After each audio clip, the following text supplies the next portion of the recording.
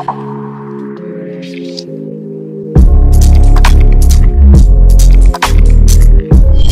going on, guys? My name's JPhanta and welcome back to a brand new video. So Global Dokkan has recently released the Awakening for the Barbershop God Leads. So today we'll be revisiting them to see which one you should purchase first and awaken first, since you can only get 1 medal per day from the barber store when they need 7 to awaken. If you don't know, with their awakenings they now become a 70% God Lead for their respected type and provide a great chance for 2+ key and a 30% attack and defense boost for their passive. Now this list is 100% my opinion, and I recommend you purchase and awaken the lead that you need the most, whether it's for their leader skill, since you don't have a leader that provides the same or greater boost, or if you need one of them to be your support unit.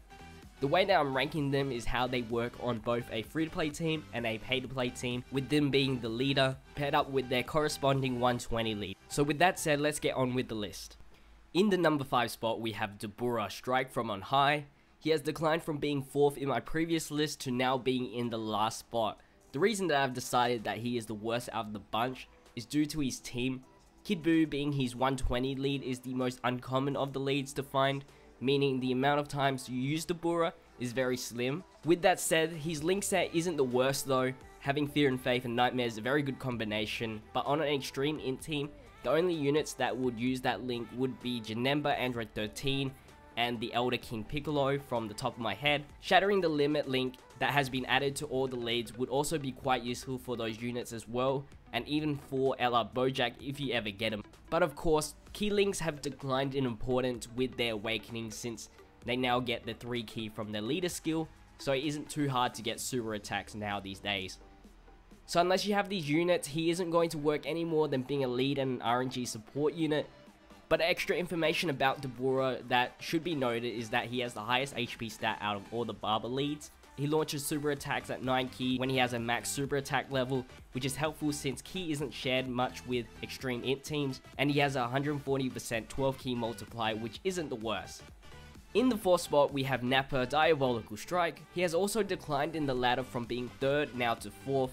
Don't get me wrong, he's still a very good unit, having a 140% 12 key multiplier, having a farmable super attack, and as well as getting a 30% attack boost when SA is maxed. So he can still hit decently hard, but what sets this card back is that Shattering the Limit is completely useless on an extreme physical team, which means Shocking Speed is his only key link that's effective, which isn't too bad since it can work with Physical Cooler, which is his buddy, and Physical Omega Shenron, which those 2 cards are building blocks for an optimal extreme Fizz team.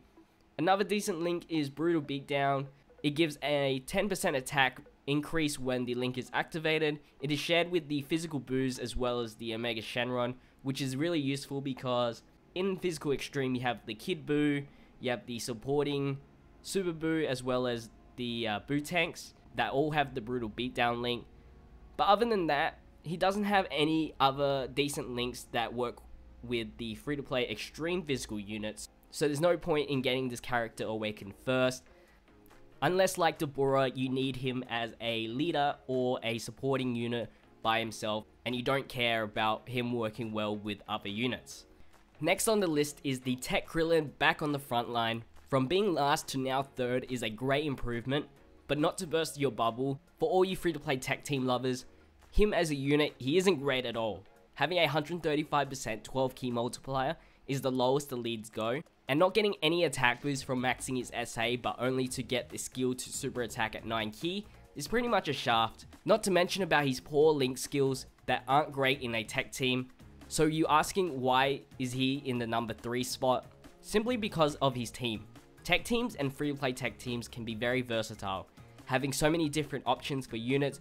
For example, you have one of the hardest hitting units, LR Goku, very easy to obtain sealers, stunners, and even defensive units such as the free Bulma. And like I said before, key links aren't as important anymore since they provide their own key from their leader and passive, but that's not to say one good key link would still make this card a lot better. So if it weren't for the amount of good tech units for both pay to play and free to play, this card wouldn't be as relevant as it is today. And lucky for Crillon, it is very easy to farm his SA since the card that is used to increase his SA is already awakened, so it's already a 50% chance to increase his SA by 1 level, so that's a good plus sign for him. In the second place, we have Great Saiyaman, Passion for Peace. Still a very good card, keeping his top place, but unfortunately ended up second in my list.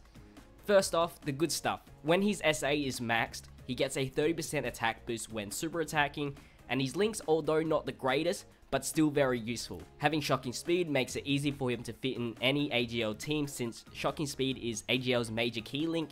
Linking with Super Vegito, Super Saiyan 4 Vegeta, and Super Saiyan Blue Kaioken Goku. The same goes for the Shattering the Limit link, having a variety of selections for both pay to play and free to play. The only thing that's setting him back is the 135% 12 key multiplier, as well as the lack of attack links. Although he does have some, it is more favored towards the free to play side. For example, Z Fighters and Brainiac have more free to play selections. And with that said, AGL is crowded with so many support units that he can be replaced in an instant unless he is used as a leader.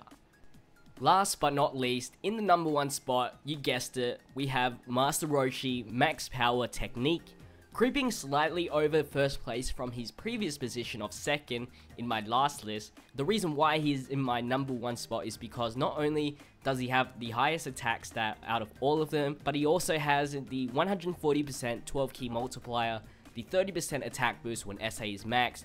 He has a great mix of links, Shattering the Limit helping free to play cards get their key up, as well as Over in the Flash helping the pay to play side, working with Gogeta and the SSJ3 GT Goku, which both are optimal in STR teams. And because SSJ4 Goku is one of the best and easiest 120% leads to find, you'll be using Master Roshi a lot more, so pretty much more bang for your buck. With the addition of his passive, he also has a very common attack link being Kamehameha, which even though only a flat boost, it can still help a lot. So that's the end of my list for which Barber leads you should purchase and awaken first. Of course, none of them are bad, they all serve to be 70% leads with a great supporting passive. So in the end, like I said before, purchase the one that will either be a temporary lead for your team until you get the big boys, or if you're in need of a support unit. I think synergy with the team should be the last thing on your mind when you don't have a god lead for your team. But with that said, that is the end of the video, guys. Hopefully you guys enjoyed it. If you did, make sure you leave a like, comment, and subscribe if you haven't already. Share this video around. But as always, thank you guys for watching. It's been JPhanta, and I'll see you guys in the next video. Stay fizzy, peace out.